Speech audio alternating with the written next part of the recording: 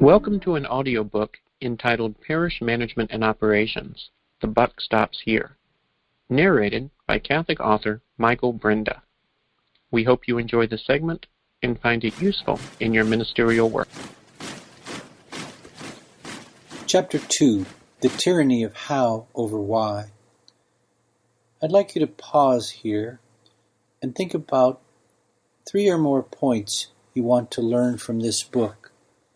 When you are ready, resume the book. Obviously, I do not know what you wrote on your list or what you thought about, but I'm going to make this statement concerning whatever you wrote. You don't need this book to learn what is on your list. And why would this be? Let's answer that question with another question. What is the value of this book? What role would it have? What purpose would it serve? If you could learn all that you need to know about the points on your list by reading the existing articles or books concerning those items. None. 0. Stated another way, why can't you just buy any existing books on the specific parish management topics that interest you, read them, perhaps supplement them with a short seminar, and learn the same things you would learn from this book? Because such books and seminars only teach the well-known science animating PMO. But we must go much further, far beyond the relatively simple science to meet the goal of providing superior PMO. We must address the reasons why passing the dysfunctional PMO buck must stop. Why? The answer resides in the wisdom of this statement. Those that know how will always work for those that know why. Have you considered all the ramifications of this insight? More specifically, how does the above statement apply to anyone listening to this book? Precisely this way, and the following point being of paramount importance, will be emphasized in this chapter. Generally, people have been taught to believe the person who knows how will always have a job, and this is the person to emulate on the job. Learn the how, and you are set for life. Not so fast. While partially true, this is not the whole story. How so? It is not a complete thought for delivering, much less building, superior PMO, or anything really.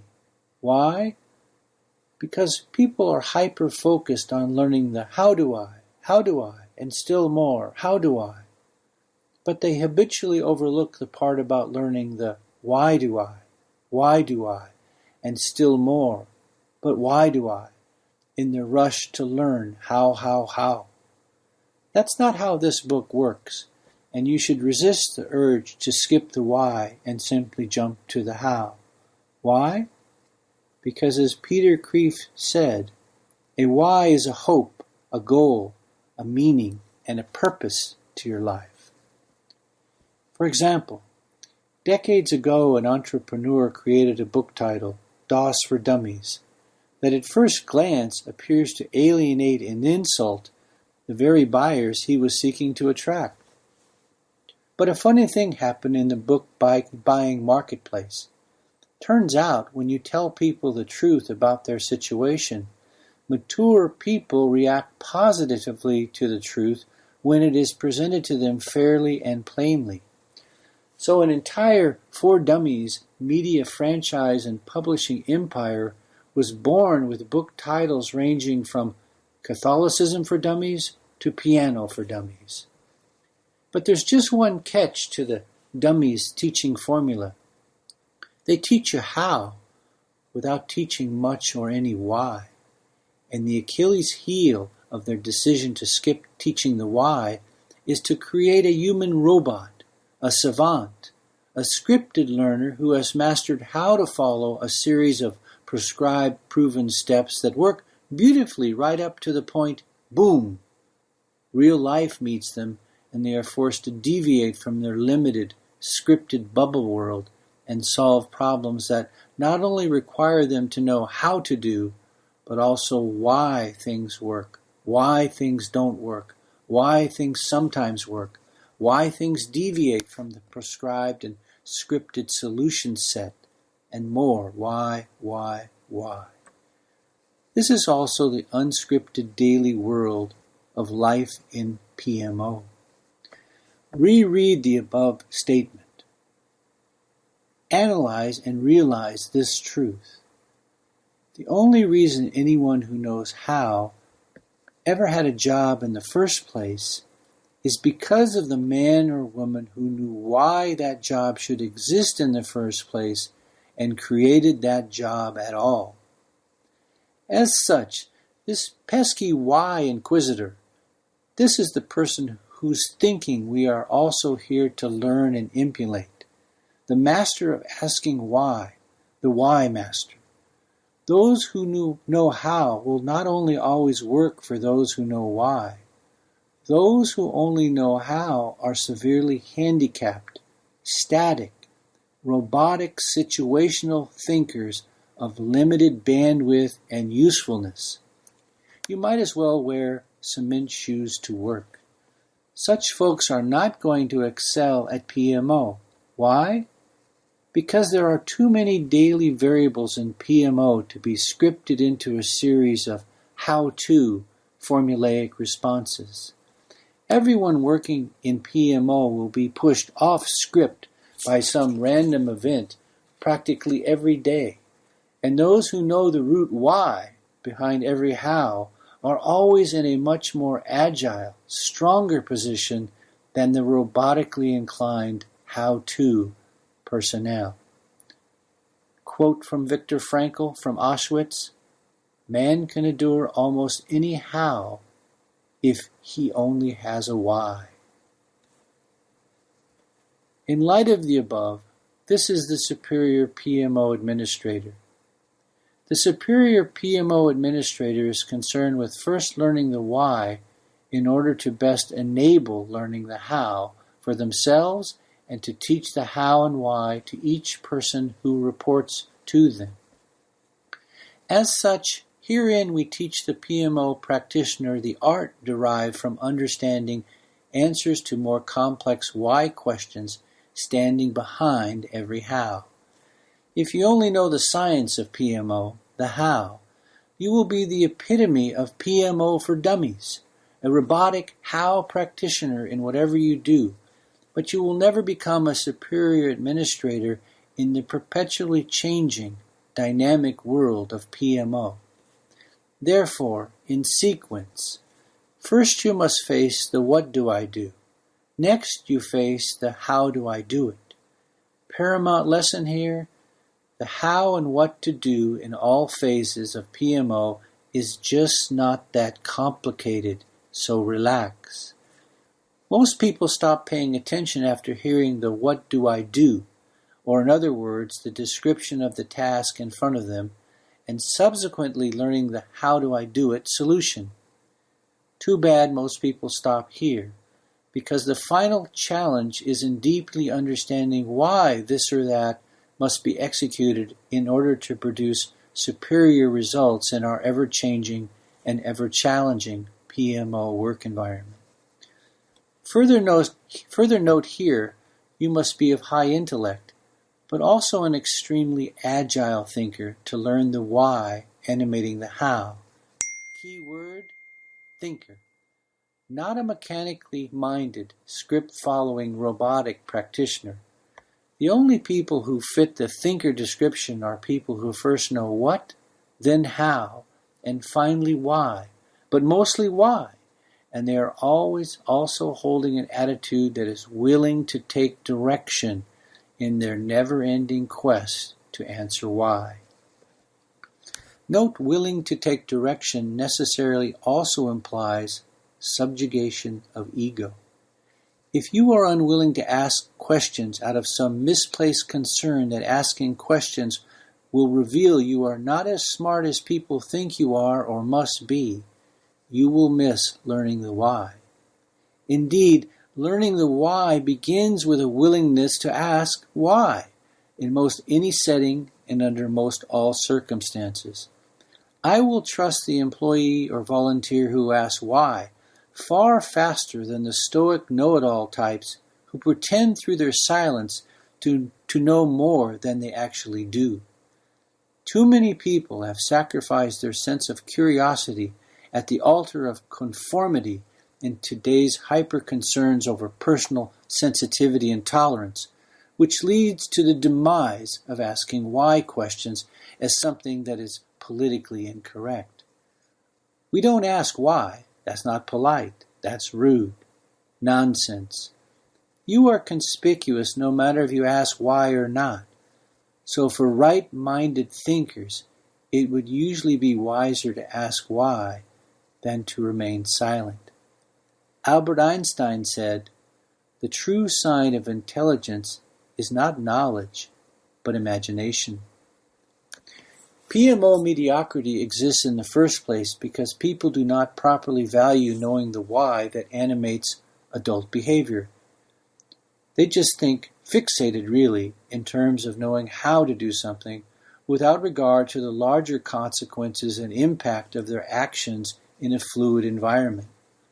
Using a baseball metaphor, what happens when the catcher, also known as the reality of life, knows you can hit the fastball?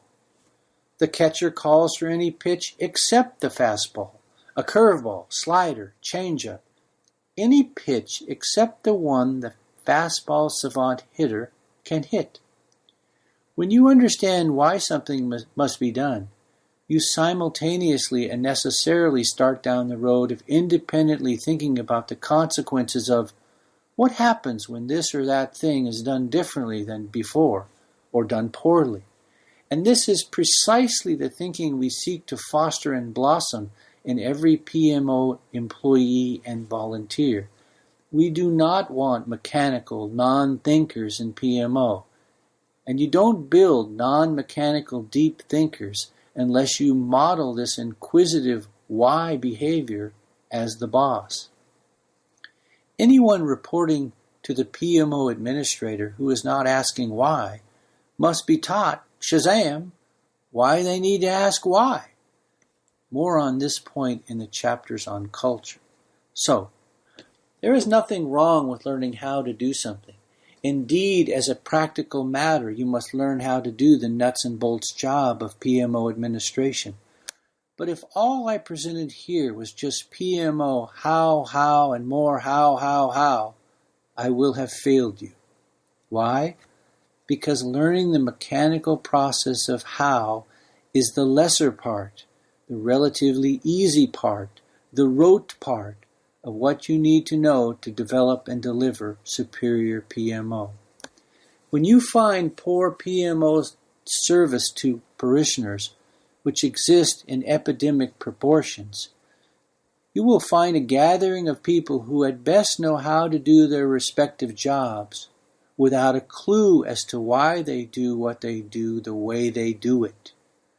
To such folks, the catcher in the real world routinely calls for a curveball instead of their anticipated pitch, and for the mentally cement-shoed, I only know how but not why savant, a PMO parishioner service strikeout is very often the predictable outcome.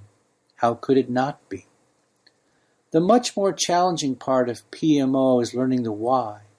Learning the why and effectively learning to teach all others who report to you the why. This is where we find the art of PMO.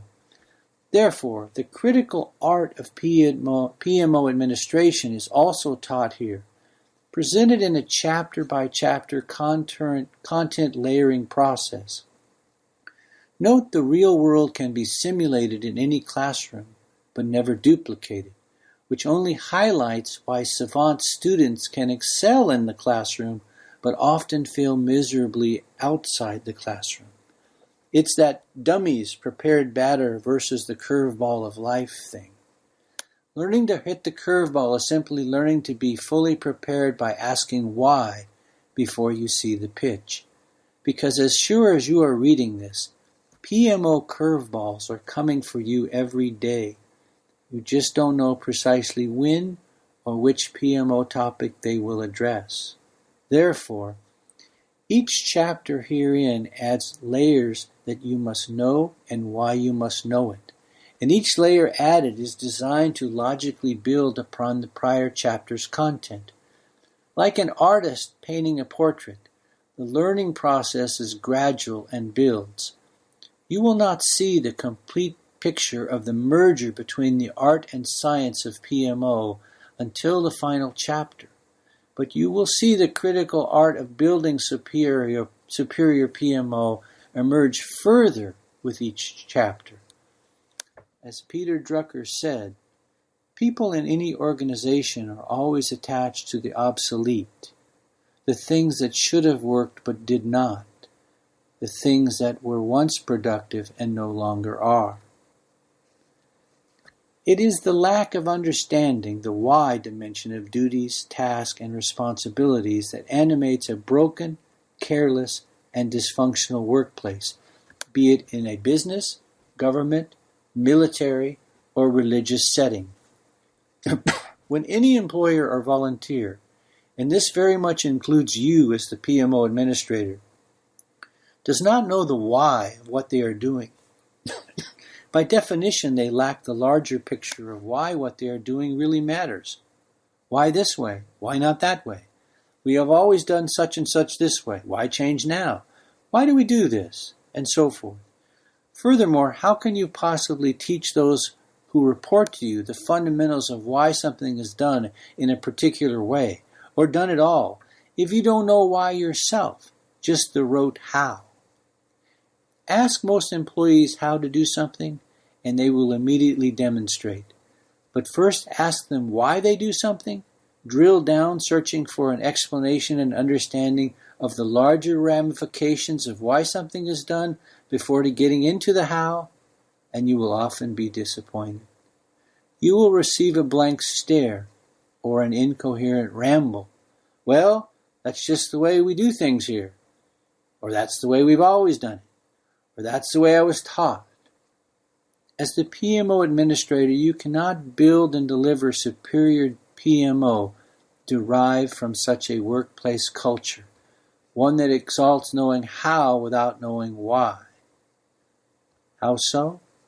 The degree to which someone cares about the quality of their service to parishioners is directly proportional to their understanding of why the task not only has to be done, but must also be done in a superior manner. And why is that? Because PMO, in any capacity or form, is a results-oriented endeavor whereby mediocrity is not our goal and good enough is never to be accepted, a sentiment far easier talked about than executed upon. Absent knowing why, and the art of PMO is in knowing and teaching the how and why, many employees and volunteers tend to be content with less than superior results. Not necessarily abjectly poor results, just less than superior. In other words, there is an unspoken but ever-present tacit understanding of, hey man, it's just a job. I'm doing my job. Relax. Therefore, in addition to teaching the how of what you want to learn regarding PMO administration, a relatively easy task, we also invest time teaching the why, the art that animates the how, the science in other words. The above how over why has been very much emphasized because it is foundational to delivering superior PMO, which is the primary objective of this book. We hope you enjoyed the program and will join us back for another show on WCAT Radio. This is Sebastian Mahfood. Good day.